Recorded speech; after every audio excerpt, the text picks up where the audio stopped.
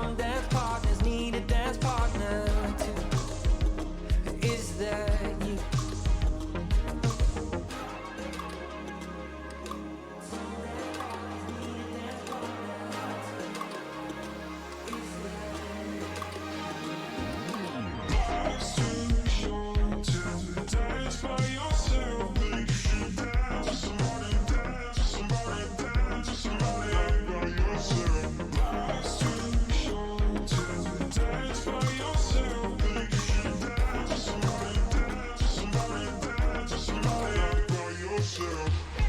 Take off your armor, let down your hair. You could sit on your hands or you could get closer if you dare. And it's not that the rest of us don't have to fight for every bit of love and every bit of light. Tonight is Friday night.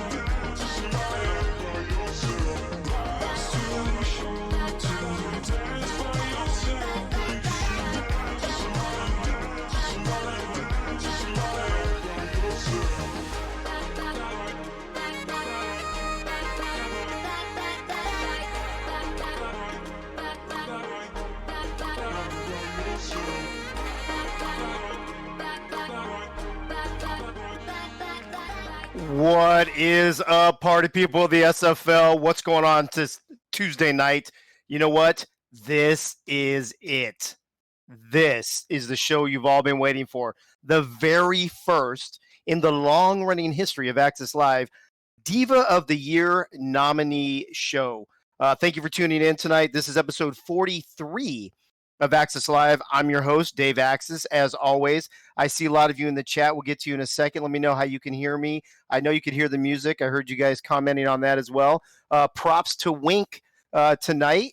He chose that song, believe it or not. I did not choose that song. I know that's hard to believe, but that was all Winkler tonight.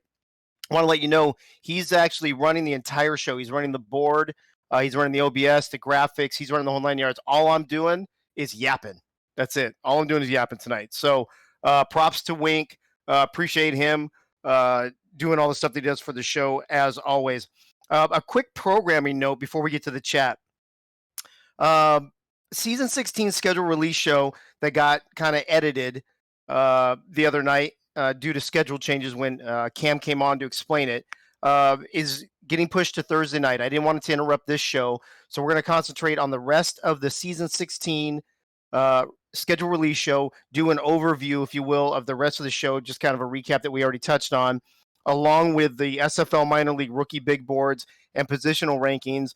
And then the big thing at the end of show on Thursday will be your Diva of the Year winner, the presentation for that. So I just wanted to let you know about that. Also want to throw a quick shout out to both Eagle Mondavi and Winkler. This past weekend, they kicked off their Simulation Soccer Federation. If you're a soccer person and you're into sim sports, which if you're listening to this show, I know you're into sim sports, give it a look.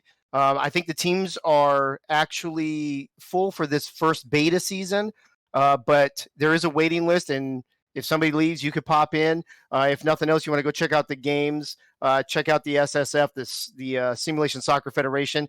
They had a kickoff cup tournament called the Federation Cup this past weekend, and it was bomb. It was a lot of fun, a lot of viewers, a lot of players, and it was a lot of fun. So you got football, you got soccer, or you got football, and you got football, I guess, if you're Slim Shady. So whatevs.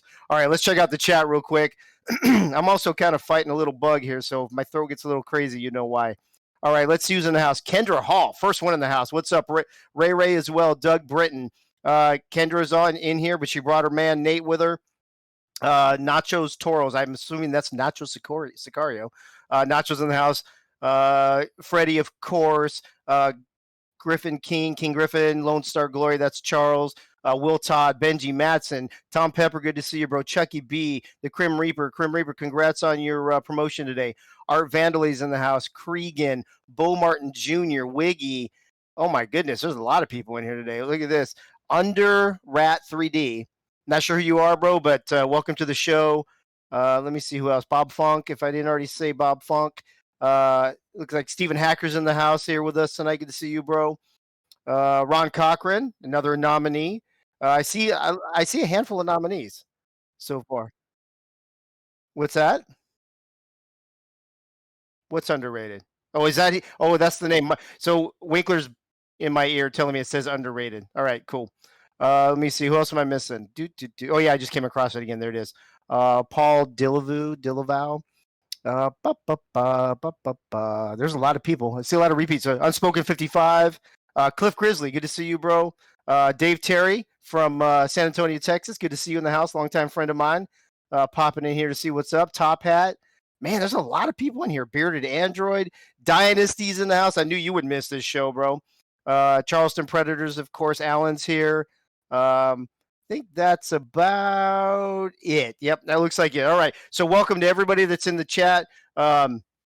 This is the show, baby. This is the Diva of the Year nominee show. So after we go through the nominees, we're going to talk some minor league. We're going to talk to Gunny, and then we'll go to After Dark. If you guys want to talk about this show, you want to talk about the schedule release, you want to talk about the honors voting, you want to talk about re-signings, whatever you want to talk about in Access After Dark. All right. Let's introduce our panel for tonight. Everybody knows him. Everybody's favorite coach is back with us. Coach Craven is in the house. Coach, welcome back to the show. Thanks for having me, Dave. Always a pleasure. Always a pleasure having you. The Hall of Famer is back with us again. Eddie Gage. Eddie Gage is here. Eddie, what's up? What up, though? What up, though? Gunny is with us as always, the wisest man in the SFL. He'll be dropping his knowledge later in the show. Gunny, how you doing tonight? Outstanding as always, Mr. Dave. Thank you, Gunny. Appreciate that. Jack Brown is back with us to not only help with the minor league, but also to help us with the Diva breakdowns. Jack, welcome back to the show. It's always an honor to be here, even from my own little dorm room. Nice. And then last but certainly not least, somebody you've gotten used to both in the minor league commentary as well as this show, Mr. Tyler Falk is back with us again. Tyler, what's going on with you? Hey, hanging in there, Dave. Thanks for having me on again. Always a pleasure. All right, let's get this party started. All right, what we're going to do is we're going to do these in order on how they were won. We're going to start with week 1, and we're going to work our way all the way through the championship game. There's 16 nominees. I'm going to say something about them. We're going to show a video clip, and then one of the panelists will say something about them, and then we'll move on to the next one. This is kind of just to give everybody an overview since it's been a long season, so everybody can remember all the people who won Diva of the Week on the Access Live show. So, all right, the very first person in the history of the entire world to win Diva of the Week on Access Live is none other than Mr. Bryant Dynasty, the quarterback of Atlanta. In week 1, they played Baltimore, who are now your champions, so we know how good Baltimore was. Bryant Dynasty went 29 of 39, 379 yards, 4 touchdowns, no interceptions. He was only sacked 1 time by that Baltimore defense. And remember, this is the very first game he ever played as a rookie. And then he had that game-winning touchdown late in the game that I think is what we're going to see on the clip to win the game for Atlanta, 35-32. Let's check out the clip. The hair blowing in the breeze. Can he make something happen for the Swarm? 23 seconds to go. 2nd down and 10 at the 22. 3 receivers, 2 to the left. Dynasty to throw against a 4-man rush. End zone. Touchdown Atlanta! Boo Chisholm with 19 seconds to go.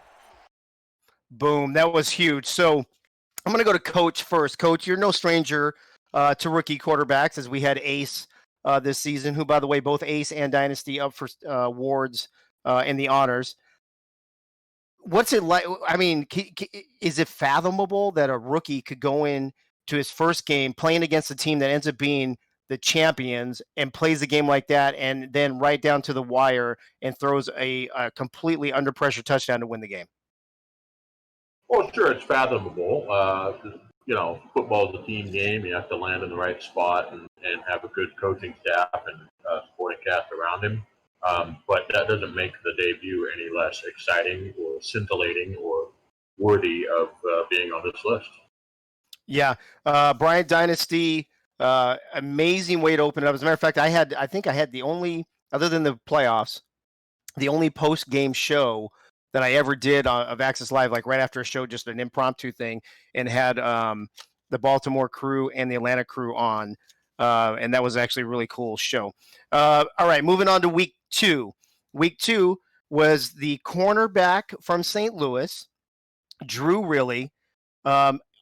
He only had 3 tackles and 1 assist. That's not why he got Diva of the Week. He got Diva of the Week because, first of all, it was his first win as a head coach in the SFL, and he had a 79-yard pick 6 to win the game to beat Mexico City 45-37. Let's check out that clip.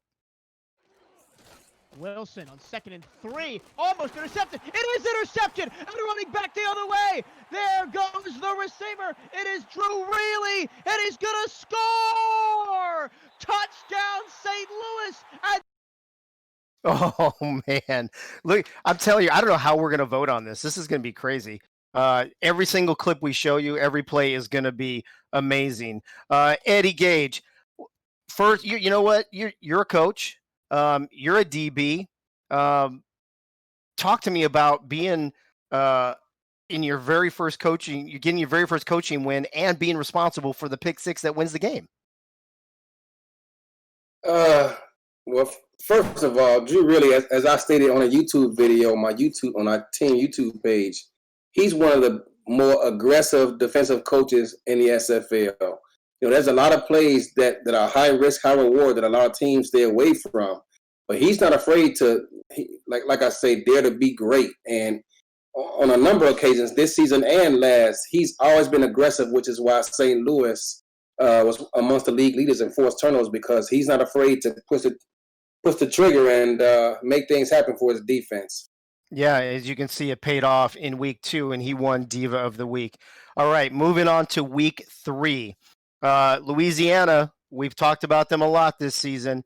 Matt Fennick, rookie kicker, all right, for Louisiana, only 2 for 2 field goals for that game. Why is that a big deal? Why even get nominated for Diva of the Week and, let alone win Diva of the Week in week 3? Well, let me tell you why. His first field goal that week, 47-yard field goal as time expired to send the game to overtime. His second field goal, a 49-yarder in overtime to beat Tulsa 34-31. Let's check out the clip. 49. It's in his range. See what he's got. LaFalouche is the holder. Snap, spot, kick. It has a chance. It's good from 49. Louisiana wins. So another little bit of history, just like Dynasty, the very first kicker to ever win Diva of the Week in week 3 of season 15, Jack. People say, they joke around and say, kickers are people too. Well, not only are kickers people, but they're divas apparently.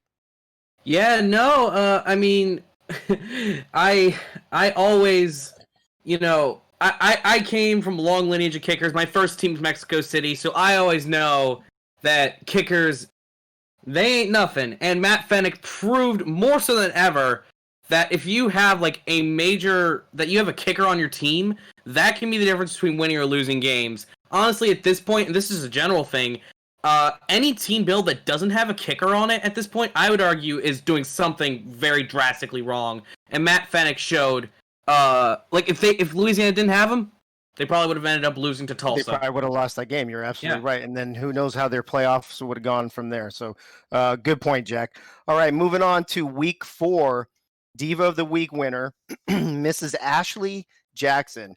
And this was an interesting pick, and let me tell you why. She got chosen because she was 27 of 31 with an 87% completion percentage in a rout of Jacksonville. And we all know how good Jacksonville was this week. 38-17, or I'm sorry, this season. She also threw for 355 yards and 2 touchdowns. But here's the thing. I don't remember who it was that nominated her. I think it might have been Benji or somebody like that. But the point was she had been on a 4-week streak of about 80 to 81% or better completion percentage. In week 1, she threw 83%. Week 2, she threw 90%. In week 3, she threw 80.56%. And that was in the midst of a 3-game winning streak on this game. So let's check out the clip on this one.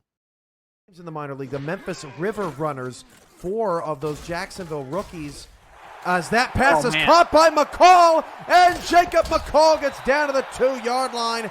But as I was saying, did you guys see that at the end? Her quarterback rating 122.4, absolutely insane. Tyler, I don't know. I would have to go back and look at the record books, but I mean, to find a streak where somebody for 4 games in a row is 80, 85, 90% every single game is kind of insane. Hashtag consistency is the definition of Ashley Jackson, and an absolutely superb performance against Jacksonville. Not really much I can say. You had all the stats. That's all laid out before us now, but when you're going up against Jacksonville, you can put up numbers like that. You deserve to be Diva of the Week. There you go. All right, moving on to week 5. Week 5 was the only time, again, history being made for the Diva of the Week, the only time that we had to have a vote-off. If you guys remember, there was a vote-off between Jason Williams and Ron Cochran because they tied with everybody else. So we had a vote-off between the two of them, and Ron Cochran squeezed out, I think it was only like a 1 or 2 vote win. And this was, and I'm surprised that this game wasn't in the Game of the Year nominees because this was week 5, Florida at Lone Star.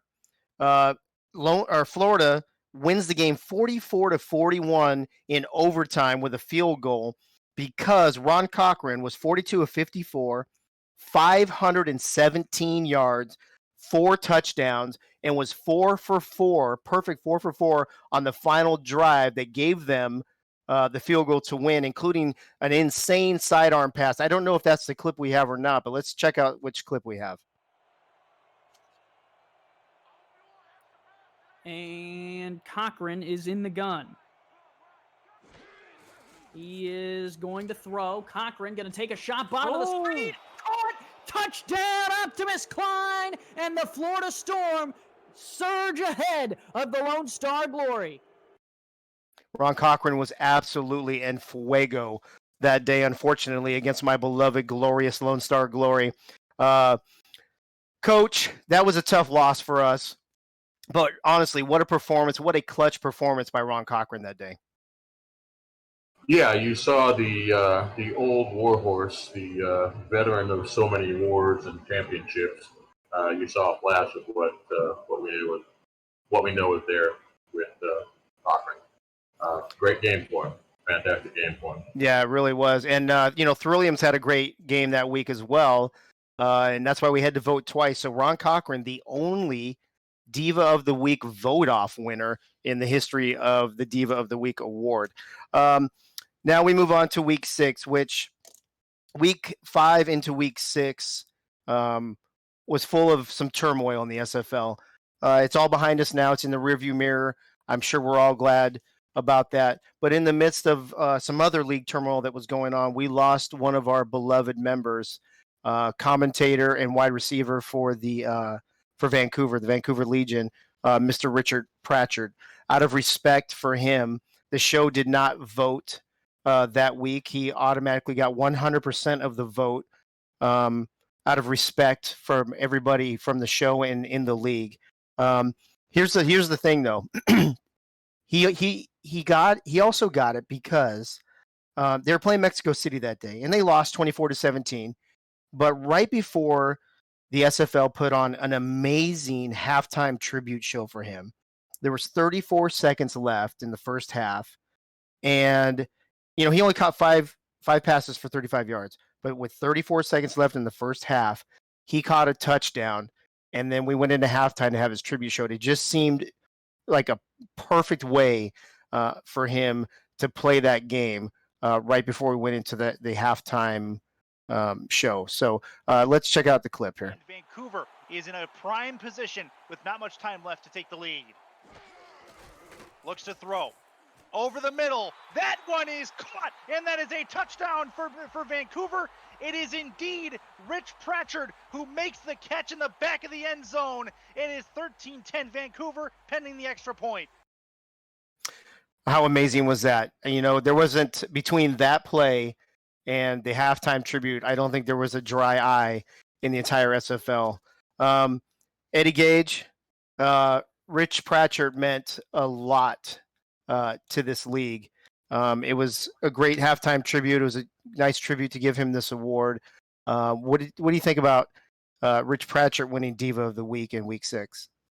I mean, like you said, it was just, no need for a vote.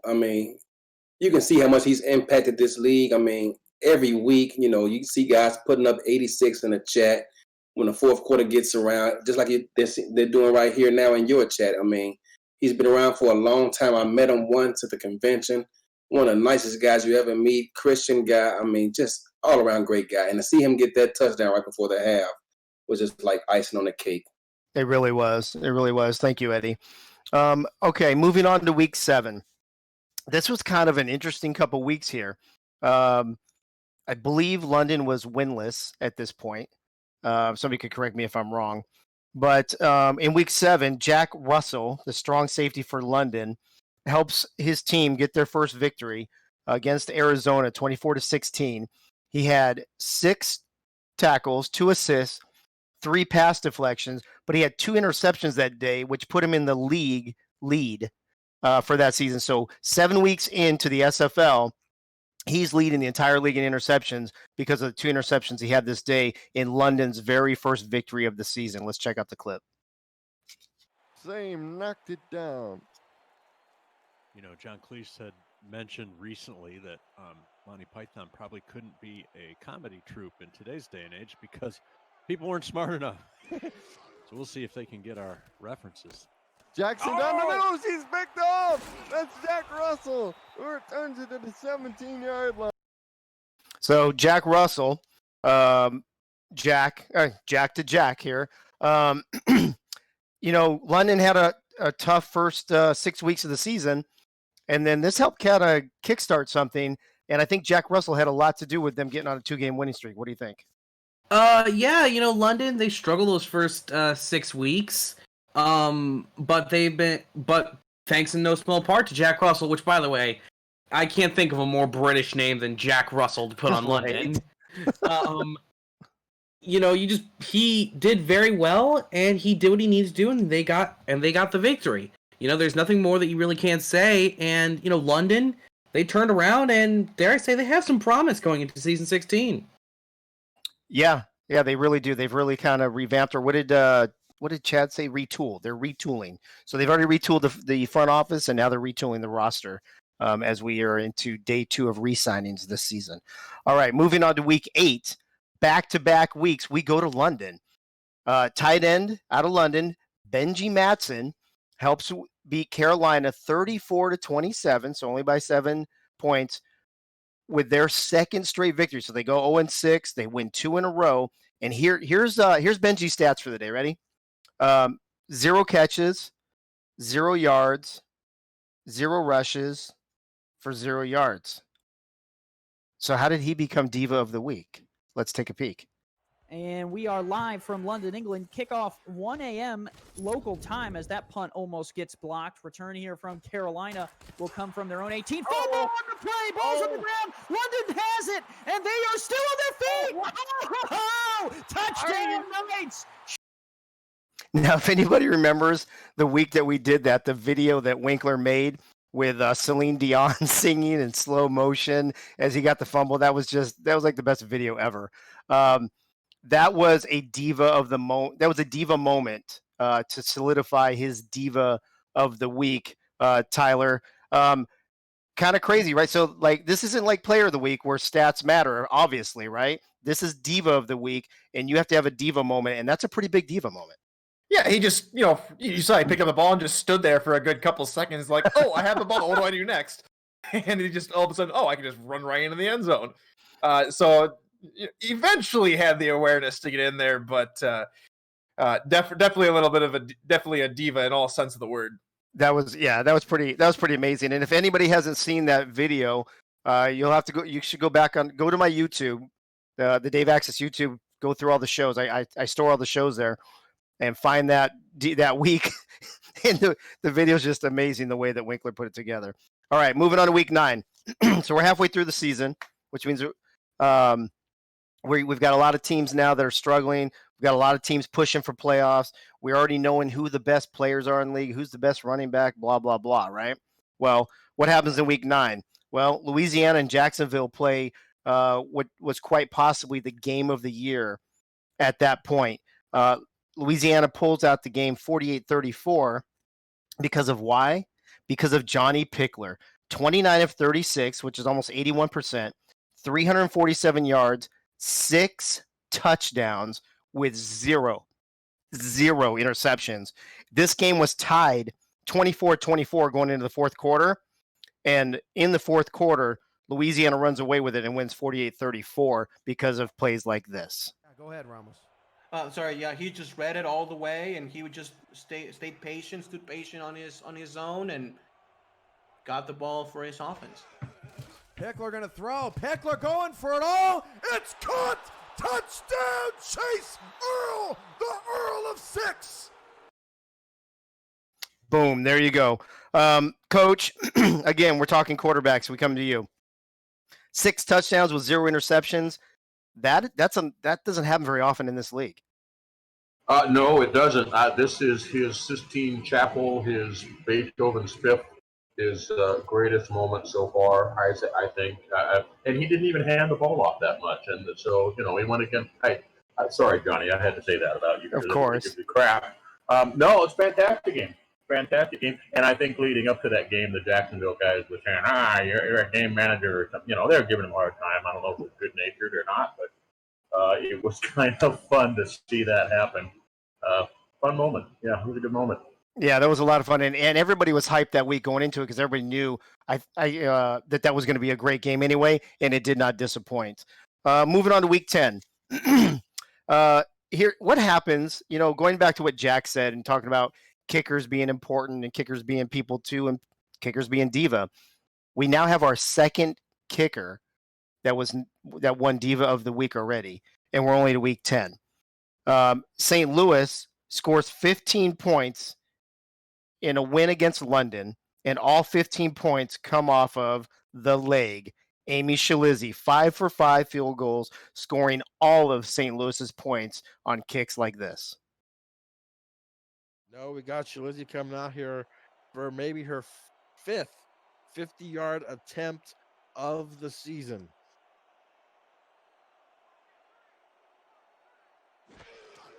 Snap is down. Kick is on the way from the foot of Shalizzi. And it is good from 51 yards. And there you go. So Amy Shalizzi scoring all of St. Louis's points in a 15-13 win against London, Eddie. I mean, I don't know that it happens very often, but I think it might have happened one other time this season where we've seen all the points come from a kicker. This is pretty impressive. It was, and I remember this game, and it was just back and forth the entire day, and you was just waiting for one of these teams to break out and score a big touchdown to kind of separate themselves, and it never happened. And I predicted that it would come down to just that, but it did. It was a defensive contest throughout, and as you said, she hung on and practically carried her team to victory. Yes, she did. She she did. I mean, she had all the points. So all right, so Amy Shalizzi for week 10. Moving on to week 11. We just got done talking to Eddie, so let's stick with the Arizona theme. Arizona beats Sioux Falls 27-20 in week 11 because of 4 tackles and an 85-yard pick six in the fourth quarter that was the difference of the game by Parker the Hurricane Thomas. They only won by 7. This was the touchdown in the fourth quarter that won the game. From the 20-yard line exactly, maybe 20 and a half. 1st and 10 for Sioux Falls. They trail by 10. 4:26 and counting to go in the third. Tyree takes the snap. He throws over the middle, and it's tipped and intercepted. And this one could go all the way. At the 40, at the 30, he is gone. Parker the Hurricane Thomas. That was amazing. What was even more amazing, it was when Parker came on the show later that day, and we did that night, I'm sorry, and we did the pick'ems. He picked against his own team. Do you remember that, Eddie? I do. He almost got kicked off the team that same night. That was great. But Jack, I think we're going back to you on this. What an amazing play. The tipped pick six to run it back and to be the difference in the ball game. Yeah, I'm sure he probably named himself the Hurricane after the type of storm, but also there is the Hurricane-type fighter jet that came out of Britain, and, well, he may as well have named himself after that as well, just given the way he turned on the Jets the second that he got the pick. And, yeah, that's what sealed the deal. Beating Sioux Falls ain't easy. You need some stuff to go your way. And Parker Thomas, he made things go Arizona's way. Yeah, that was amazing. Another amazing play. All right, moving on to week 12. This is the final week of the regular season. We saw a record-breaking day, not just by a quarterback, but by a team. Vancouver playing Houston. Vancouver won 76-13. Now, I don't know if how many of you in the chat remember that game. 76-13. We found out, I think it was the highest regular season game, second highest ever, other than a playoff game, I believe. 76-13. Their quarterback, Tom Pepper, 34-41. So that's 83% completion percentage. 541 yards, 6 touchdowns, 2 interceptions, including he only threw two interceptions, sorry, but included a 71-yard bomb. I don't know if that's the clip or not, but let's check out Tom Pepper's clip real quick. On the stop, 367 passing yards in the game for Tom Pepper, one of the best performances of his season, shaking off 2 early interceptions, and he has been rock solid after that early slow start. And he will bomb it again here. Rich Pratchard has a step behind the defense, shakes away Brady Clark. One more man to beat, and he's into the end zone.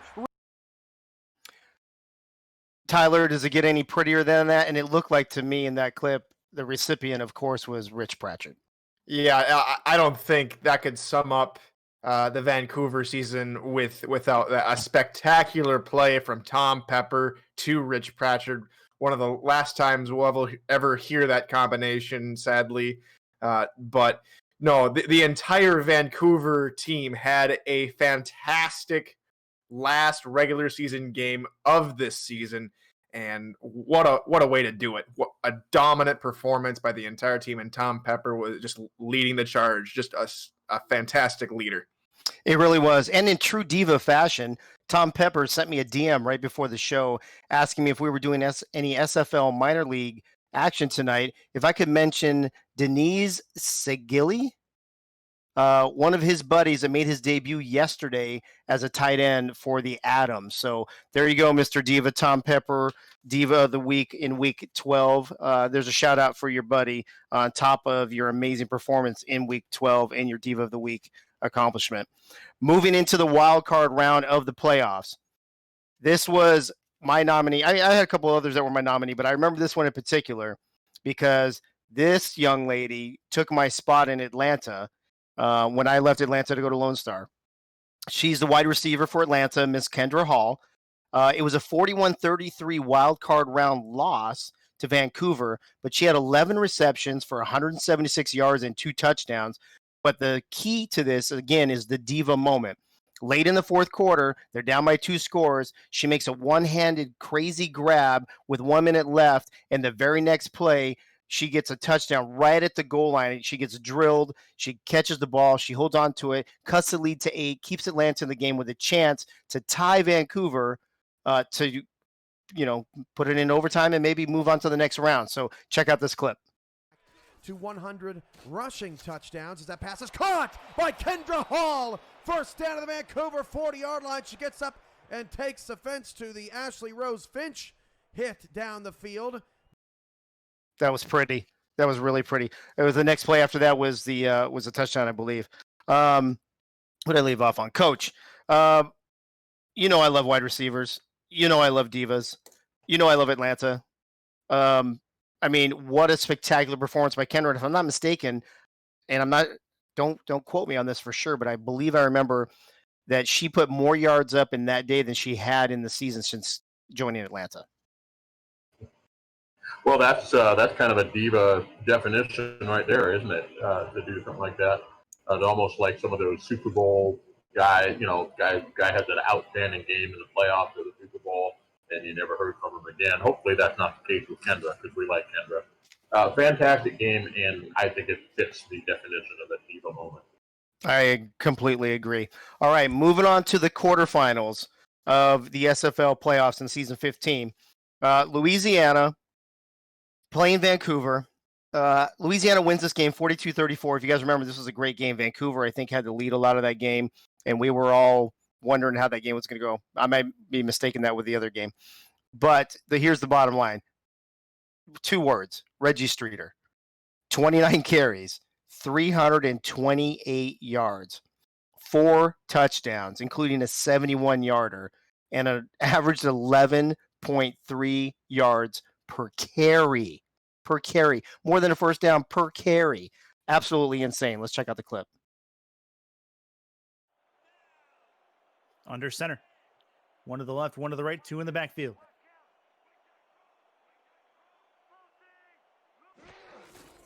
Pickler, handoff Streeter. Streeter moves forward, spins past 1. He's still on his feet, finds a way to juke left, and he's got open field in front of him. Reggie Streeter with an amazing play at the second level has Louisiana on the board. That is a touchdown. What a play by their playmaker. If I'm not mistaken, that play was on the moment of the year. Who am I on right now? Eddie, I believe. Eddie, I think that play was on moment of the year. But I mean, that move was amazing, but that whole performance by Reggie Streeter was just insane. There are moments in sports as a defender, you can't do anything but just say great play, because if you look at the surrounded by Vancouver defenders, and he somehow manipulated his way off to his left and was gone, and there was nothing you could do about it but shake your head. London did the same thing against us earlier this season on a similar play. And it was, that's all you can do is just shake, say nice play, but there was nothing that Vancouver could have done to change the outcome of that play. Yeah, no, absolutely amazing. He was a man among boys this season for sure. If he doesn't win the MVP, I'll be shocked. All right, moving on to the semifinal round. We're getting down to less and less people every round of the playoffs to be able to choose from, but this really wasn't that hard of a choice, I don't think. Sioux Falls upsets Louisiana 21-17 on the back of their star running back, Colin Hart. 25 carries, 156 yards, a touchdown, averaged over 6 yards per carry, including a 52-yarder that he almost broke for what would have been probably about a 70-yard touchdown. Check this out. First down and 10. Offset eye in the backfield, 2 wide receiver look for the Sparrows. Tyree hands the ball off to Hart. Hart breaking through a couple of tackles, breaks through a third, and he's off to the races. 30, 20, can he get there? Trying to break through one final tackle. He can't quite make it. Brought down at the 8-yard line. Yeah, that 52-yard carry. So game looks like it was about 10 yards short of breaking it for another long touchdown for him. Jack, he's been consistent season after season. He had another great breakout season this season, but that game in particular, I believe he was the reason why they upset Louisiana and made it to the championship game. Yeah, that game was the battle of 2 of the greatest running backs, possibly not of just this season, but possibly even of just this entire SFL generation. And there are different styles too. Streeter, obviously, as we saw in the last one, he would make it so that defenders wouldn't even be able to touch him. But Colin Hart, he was the sort of guy who, if you got your hands on him, there was no guarantee that you would make the tackle. And you see, he got a lot of speed off that one, but also he was able to really just make the defenders pay for even coming close to him, except for, of course, that last one, which was about last one, 10 yards. yeah, that was too bad. It would have been fun to see that go all the way. All right, that was the semifinal games. Now moving into the championship. This is one of only 2 weeks that we did not even require voting, because when we talked to the whole crew to get the Diva of the Week nominees for the championship game, everybody had the same person. Free safety out of Baltimore, 6 tackles, 2 interceptions, and a punt return for a touchdown to win the title over Sioux Falls 27-19. And we're talking about the one and only Mr. Giovanni Bolt. Check this out. We'll just have to trust the Sioux Falls defense again. Bolt back to return. It's been quiet so far today, at least in the return game. Punt is away from Moholt. This from the 17-yard line. Bolt on the return. Makes 2 men miss, 3 men miss. Here goes Giovanni Bolt. Giovanni Bolt is putting the game away. 20-10 touchdown Baltimore. Tyler, that's how you put an exclamation mark on a championship win. Oh, no doubt. And what another brilliant call there from our commissioner, Cameron Irvine, to just call it perfectly. He put the game away. And just to continue on what Giovanni Bolt, the old saying rings true here is defenses win championships. And Mr. Bolt was definitely the definition of that with all his stats, not just the tackles, but the 2 interceptions. He really had an all-around solid day in a championship game when Baltimore definitely needed him. Yeah, that was an amazing way to cap off an amazing season and an amazing 16 nominees for your Diva of the Year. I'm going to run through them real quick one more time while Gunny gets ready to give us his pearls of wisdom. Week 1, Bryant Dynasty. Week 2, Drew Riley. Week 3, Matt Fennick. Week 4, Ashley Jackson. Week 5, Ron Cochran. Week 6, Rich Pratchard. Week 7, Jack Russell. Week 8, Benji Matson. Week 9, Johnny Pickler. Week 10, Amy Shalizzi. Week 11, Parker the Hurricane Thomas. Week 12, Tom Pepper. Wild card round, Kendra Hall. Quarterfinals, Reggie Streeter. Semifinals, Colin Hart. And the championship game, Giovanni Bolt. The voting will be in the Access Live server under Diva of the Week voting. If you're not in the server already, you've got to get in the server in order to vote. We're going to leave it up until Thursday late afternoon. We'll try to leave it as long as possible if people are still voting. But if you want to get your Diva of the Year person that you think should win, to actually win, and by the way, I mentioned this is a trophy. Whoever wins this is getting their Diva of the Week prize that I have sitting right next to me, actually, and their Diva of the Year trophy. So who's going to take home the very first Diva of the Year trophy? We'll find out Thursday night on Access Live. In the meantime, make sure you get in there and vote as soon as Eagle can get that up. Gunny, how you doing this evening? Very good, sir. Congratulations to all the Diva nominees. Yes, absolutely. You are. If you're ready to rock and roll, you can start whenever you're ready. Okay. Good evening, SFL Nation. I have the strength of schedule in Gunny's own version for the South Division, which is the Tex-Mex division of Fort Worth, Mexico City, Houston and Lone Star. Each team is playing one of the brand new teams, so they're going by the 11 teams that scheduled from last year. Fort Worth record going in will be 57-75. They're playing 5 playoff teams. Houston will be on their schedule twice. Mexico City will be going with a 65-67 record. They are playing Lone Star twice, and they have 6 playoff teams they're playing against. Houston will be playing against a 64 record with 6 playoff teams. And the overall best record to play against will be Lone Star. It's 72 against 60. They'll be playing Mexico City twice with 7 playoff teams. Also, congratulations to some of the first 20 re-signings of the season 16 signing period. Please be patient with Marcus Dunhill. There will be over 480 players participating in season 16 with 24 teams with 20 players apiece. Some of the brand new signings for this week from your Atlanta Swarm: Aquana Shine, Joshua Williams, Mitchell O'Brien, Billy Ray Valentine, Chris Henry, Connor Darien.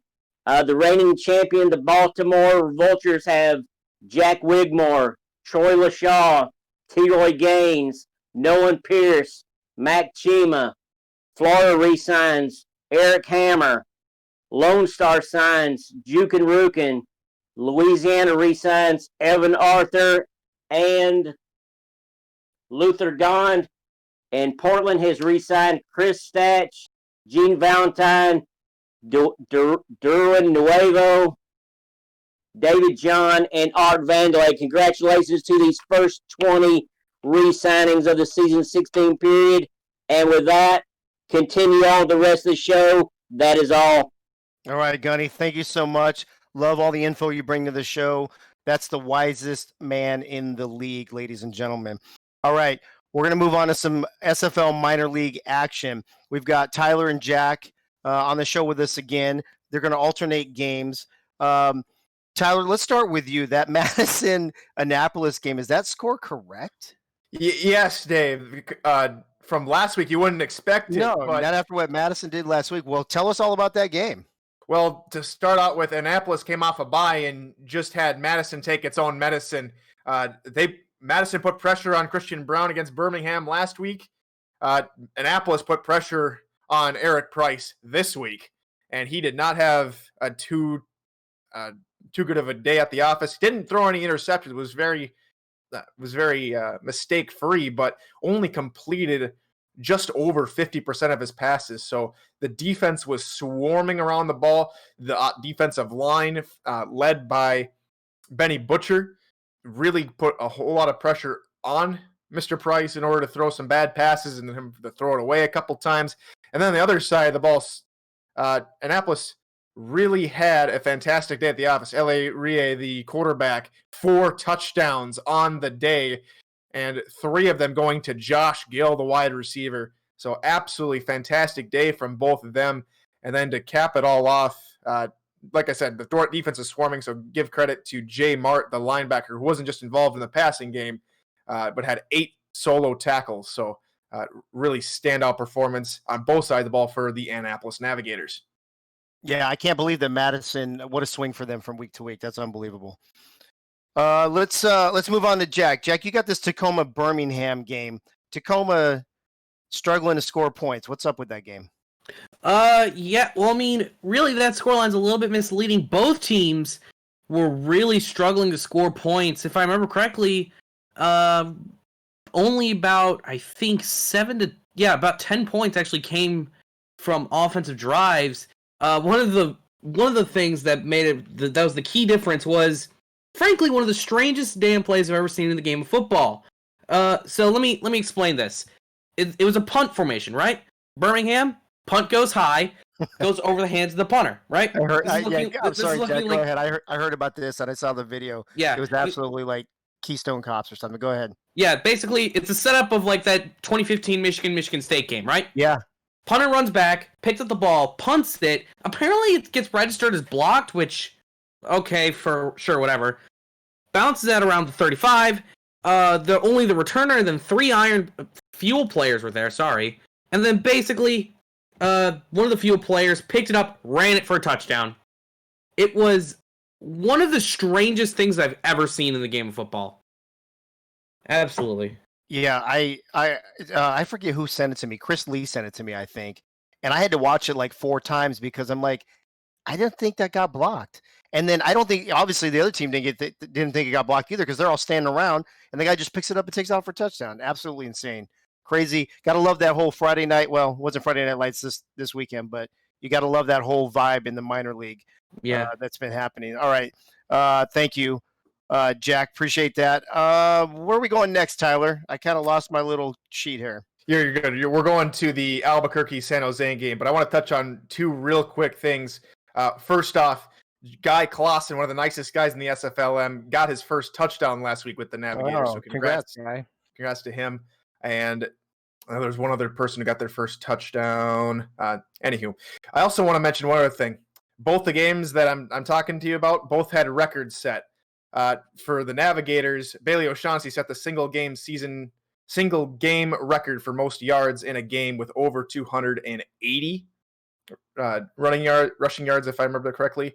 And then in this game, the Albuquerque and San Jose game, there was 2 records broken. One, most interceptions by one quarterback, and the second was most interceptions combined by both teams with a total of 11 interceptions. Wow.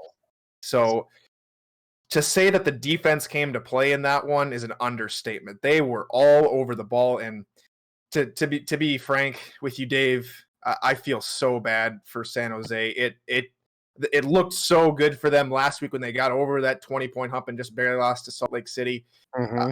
My heart goes out to all the San Jose players, and it's just been a rough season, and hopefully they can get a win underneath their belt before the end of the season. But give full credit to Albuquerque. They play an offensive game, and it's really worked out for them, and they pick up a pretty interesting win, to say the least. Yeah, they do. And, I've got a kind of a connection to San Jose myself, so yeah, I feel the same way. My heart goes out to them. Moving on to the last game of Week 6 was Ottawa and Salt Lake City. Jack, on paper, this looks like it might have been the most exciting and closest game to watch, was it? Possibly. I mean, to me personally, nothing will ever top the cluster punt, as I guess I'm going to refer to it now. But yeah, Salt Lake City and Ottawa. It was certainly more of an air clinic from the Rustlers on their end. 313 passing yards to only 16 rushing yards, and they had 3 passing touchdowns on top of that. Meanwhile, the other end of the spectrum, Ottawa, they came out, that signature almost balanced offense. But Kevin Say, another major day for him, with his longest rushing carry being for 74 yards. Wow. 74. That man, you put him on the right roster, he can look like the next Colin Hart or Reggie Streeter if you really give him the room to breathe. But yeah, Salt Lake City, they're able to pull it out, and now they are in a much better position to hopefully gun for a playoff spot. Wouldn't that be something? That would be something. That was awesome. All right, Tyler and Jack, thank you very much. Tyler, did you have anything else you need to add? Yeah, we got one huge piece of news for the minor league. A couple of rule changes came down from the owners' meeting that directly impact the minor league and how progression works. We're going to start with the quarterback position. All of the quarterbacks now have a scramble rating of 30. That was instantly boosted from their original scramble rating of 0. So the QBs will be a little bit more livelier in the pocket and the ability to make some plays on the run, which is always fun to see. And then the other important item of business was the lifting of the cap, the progression cap for all SFLM players. So what that means is everyone was capped at their progression at base silver. Now players have the ability to progress indefinitely. So we're going to see maybe if these players were given maybe a full season, we'll probably see it next season where players will get maybe to base gold even. So that'll be interesting to see and how that all plays out in the minor leagues going forward. Wow. Yeah, that's pretty significant, actually. Okay, Tyler. All right, Tyler and Jack, both of you, thank you so much for all that you do for the SFL minor league and for the show here. Appreciate you guys. Thanks, Dave. You got it. Also, just a quick reminder before we move on to Access After Dark. We've got on Thursday, I mentioned in the monologue at the beginning of the show, we're going to kind of finish up that season 16 schedule release show, do an overall recap of the schedule as well. But I'm sure Tyler and Jack will be back on Thursday to preview week 7 for the SFL minor league, along with Thomas and Mike Twinscrew doing their SFLM rookie big boards and positional rankings. So we're going to have another big show on Thursday, and that's all going to be capped off with the Diva of the Year presentation to the winner. And we will hope to have that winner on the show with us as well when we make the announcement. So, all right, moving into Access After Dark. A lot going on in the SFL right now. We've got the Diva of the Week stuff going on. We've got honors voting that ended today. We've got re-signings that started. We've got, I believe, free agency starts on Monday, if I'm not mistaken. We got a lot going on. So if there's anybody in the chat that wants to hop in the call, or if you want to type something in the chat to discuss about any of this, or even anything that came out of the owners meeting too, rule changes, anything like that, we've got a little bit of time tonight, so we can go down any avenue you want to go down. In the meantime, while we're waiting for people to at Winkler in the chat or want to hop into the green room to come on the show, let me go through the panel real quick. Coach, as you look at the rules that came out of the owners meeting, plus what Tyler just said, what stands out to you the most out of all the rules? Well, the one that's near and dear to my heart, the one I've been talking about since partway into my rookie season, is the no cloning rule, basically. I like that a lot. I thought that was unrealistic. I understood why it was in place.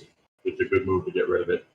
And it's a game changer for a lot of teams. I mean, sorry, Baltimore. Things would have gone differently if we'd had to adapt to that. And I think Baltimore would have. So, Dazos would have just stayed a full season, and then they would have made their move next season or whatever. So I like it. It's more, the league likes to talk about realism a lot when it fits what they need to do. This one's more realistic because you don't run out and replace a gold level stud off the street. It's pretty exciting to see that change.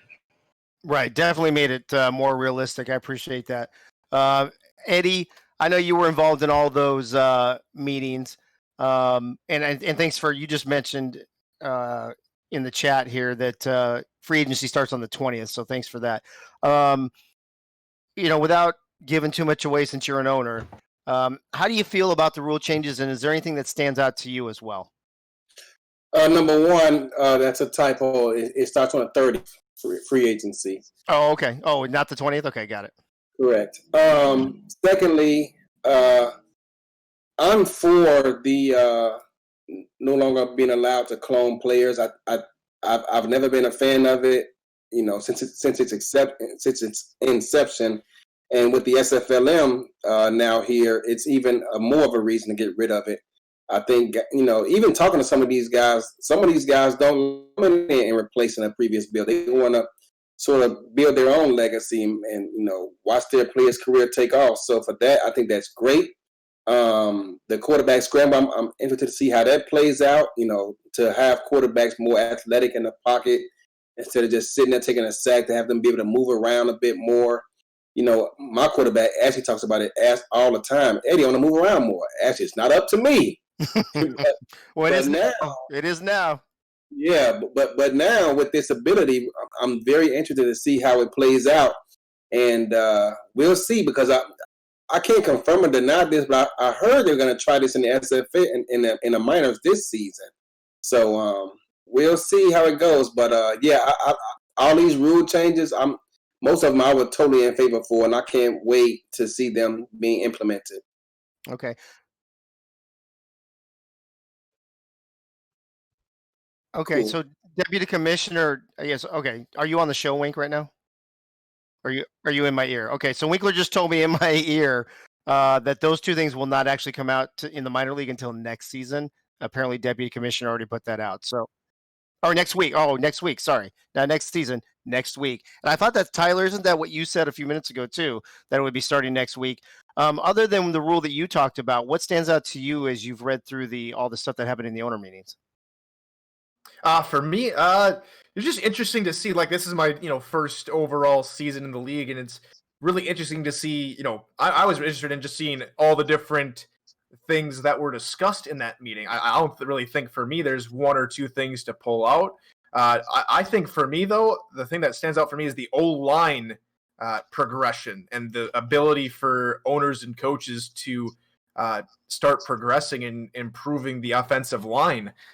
So I really like that idea. That adds more quality and more protection for now a more scrambling quarterback to take command of the pocket. So I think it's all the changes that were made have nothing to do but impact the league for the better. Okay. There was a question in the chat if there was any talk of shortening the re-signing period. I think Cam just jumped in there and mentioned that most of this, and you guys got to remember, I don't know who's all involved in it. Marcus does a lot of it. Or is Marcus the only one? But either way, you got to remember, there's a lot of players. There's 400 something players. And in every DM for a contract, there's several people. There's a lot going back and forth. So all of that takes time. So yeah, it might seem like things are starting off slow, but I'm sure they've got a whole bunch of contracts that they're going through right now, and so that they can spread it out over days instead of having to be rushed within a small period. So I think that's what Cam was trying to say in the chat. Looks like Winkler's passing out money to the commissioner for something too. It looks like, I don't know what that's about. Hold on, I want to point something out. I'm actually in the chat now. Are you actually on the show this time? I'm actually not in your ear. I'm actually live. You're actually technically you're still in my ear, but go ahead. I am. I'm always in your ear. So one interesting thing that I want to know out of all the SFLM quarterbacks, they have the 30 scramble as of next week. There is one in particular that has 70 speed, and I'm kind of excited to see what happens. He doesn't. Do you know who it's PJ Slaughter. He doesn't play this week because he splits time with Rain Rose brother, LA. Okay. So Yeah. he's off this week, and then he's back on, I believe it'd be week 8 for Albuquerque. And then the other one that comes close to him is 50 speed. That's JQ. I'm excited to see those guys with higher speed in the scramble to see what kind of dynamic it makes in the SFLM. You know what, Coach? Let me ask you. You seem to be the quarterback guru tonight because every time I come to you, we're talking about quarterbacks. How do you feel about this new scrambling thing? I like it. Yeah, we've all seen those plays. If you've been in the league very long at all, you've seen those plays where you're like, run, and they turn and throw it to somebody behind them. Yeah. And so, I like it. I didn't like finding out it counted against our cap on ace today when we were doing that, but I get it. Yeah, I think it's going to be interesting. I think, it's another new little wrinkle in things, and could potentially be, and the fact that they can progress it if they want it is kind of exciting news. We're never going to have people, you're not going to be, it's just a game. We're not going to be running the spread option and RPOs and stuff like that. Sadly, that would be fun, but it will change things a little bit, could change things dramatically, and it's going to be fun to watch. Gotcha. Real quick, just FYI, Cam put in the chat, there's 169 contracts in the queue right now as we speak. So imagine how long that's going to take Marcus and whoever's helping him to go through and process and be able to announce. So Cam, if you're still listening, I don't know if you've announced anything tonight since we started prepping for the show, but will there be more stuff, more re-signings being announced tonight, or will we be waiting till tomorrow? If you can throw that in the chat, if you're still there, I would appreciate that. Eddie Gage, what do you think about the job that Marcus does? 169 in the queue with only about a few hundred more to go. Well, just to give you an update, Marcus does those by himself. And he was in Gen Chat earlier stating that he probably won't do any more tonight because he had a long day of work and he's kind of tired. But he said he will be up and at it tomorrow and particularly Thursday. Okay, and that.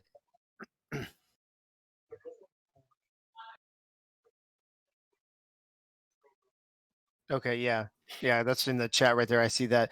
That's another great point you just made too, Eddie. Is that remember that these people who are doing all this work for us, they have lives, they have daytime jobs, they have families, they have things to do too. So things Also doing sometimes. all of this manually too, so you got to Yeah. keep that in mind. He wants to make sure that all the I's are dotted and T's crossed because each penny matters when we turn in these contracts. And if Yeah. anything is off, reflect everything else, as you know. Yeah, absolutely. Hugo in the chat said, "How can I send Marcus coffee?" I'm sure you could DM him and get his address, bro, and send him something. That would be. He probably needs a lot of that. I don't see any more questions really in the chat, and it doesn't look like anybody wants to come on tonight. So what did AJ ask?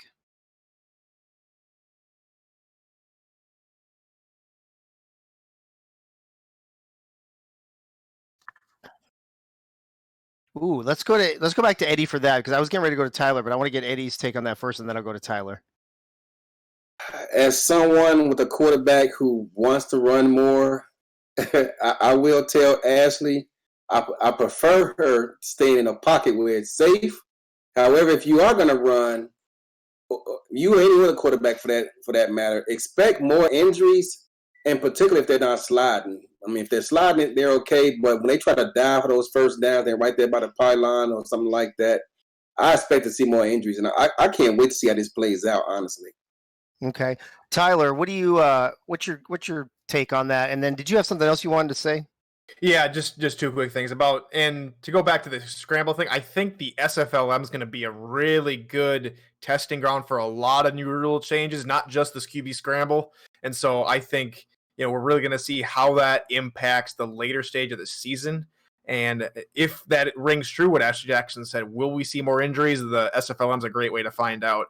And I just want to give Winkler and the rest of the show an update that PJ Slaughter will be in under the gun next week as the top rated scrambler, because he is not what am I calling it? He's not doing a half duty. He's not switching off with any. Oh, he's not. He has. So Okay. he's playing every week. So we'll Okay. see PJ Slaughter and how that affects game planning next week. Okay, awesome. Two interesting comments in the chat while Eddie Gage was talking. Hugo mentioned, as we were talking about the potential for injuries, he said we could also see the potential for more fumbles. And then Andre Krim said maybe it will lead to backup quarterbacks having to get some playing time, which means are we going to start looking into having to draft or have on your roster a contract backup quarterback? Coach, what do you think about that? Well, I think it's certainly been floated about having rosters up in the 30s, stuff like that. At least, Coach, I can't hear you. Oh, you can't hear me at all? Oh, How that about I now? could. I could just bear. It was like really distant or something. I apologize. Yeah, No worries. I was getting too comfortable. It's been at least floated as a discussion. I don't know how in depth as having rosters into the 30s. At some point, so under that scenario, it could certainly happen. I sure as heck don't want to waste a roster spot on a backup quarterback just because he might get hurt when I've only got 20 players. But I could that would be an interesting wrinkle, certainly, for us to get to that point. I don't know. I have a hard time. I have a hard time picturing it, I guess. I'm kind of wrapping my mind around how that would work. Certainly, if you get somebody injured and you know you got a backup coming in, you're not quite as freaked out. Like, oh crap, now we got to win with a generic quarterback. So I don't know. Okay. Could be interesting. Sure. Backup quarterback. Wait, so now we've digressed from kickers aren't people to punters aren't people, Coach, or what? Well, they're people. They're just not football players. Oh my goodness, Eddie Gage. McAfee would say otherwise, there, Coach. Wow. Would you say Tyler? Pat McAfee would say otherwise, though. No, he's not a football player. He has a lovely little podcast, and he had a great career, but he's not a football player. He's not a football player. Eddie Gage, what's your take on this potential backup quarterback? Because, that's a good point. If we have scrambling quarterbacks, that could lead to more injuries, which means we might have to have backup quarterbacks. I'm in the same mindset of coach. First of all, it depends on the roster size. If I have a roster size of maybe 20 or maybe a 21st person, I'd rather spend it on a player that's going to be starting or, like a nickel or something like that before I spend on a backup quarterback. If my starting quarterback gets hurt, I mean, good luck anyway. But because I can't imagine someone, paying to be a backup quarterback, first of all. Because, I mean, how much playing time are they going to actually get? Second, if it depends if your quarterback is Harish. Hey, Harish. If my starting quarterback gets hurt, God bless us anyway. Right. Gunny, you want to get in on any of this conversation? We're talking about all kinds of stuff. We were talking about the stuff that came out of the owners' meetings, rule changes. We've spent a little bit of time on this quarterback situation. You have any takes on any of the stuff we discussed in the after portion? I like that the O-line can also change to D-line, and you can also have multiple offensive line coach or something like that is what I read. Right. Yeah, you can have a coach I do like the multiple players. Yeah, that's what it sounded like I was reading. Yeah, I don't know if anybody will have the cap for that necessarily. I guess it depends on how it looks, but that's another great point. Tyler, I think we're running out of questions, so I'm going to wrap this up with you unless anybody else pops something in. Give me your take on both the offensive lineman being able to switch to defensive lineman and the offensive coach situation if you already read through it. Yeah, I read through it, and I briefly touched on it there earlier. I think it's a fantastic idea. I think that the ability for defensive players to switch defensive linemen to switch to offensive linemen not only adds versatility, but it also adds the ability to, say you have, maybe if you want to go from a 4-3 to a 3-4 and want to move your defensive tackle to offensive tackle, I think that's a fantastic way to do it. So, I think that's a fantastic idea, and I'm glad it's implemented. Benji Matson had an interesting comment in the chat. Who wants to play backup quarterback? That's like being tight end too.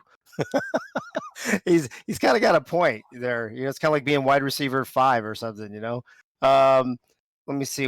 Somebody else. Griffin King. Injuries and fumbles would lead to coaches abandoning quarterback runs before we go to the QB2 situation, in his opinion. That's actually another great point.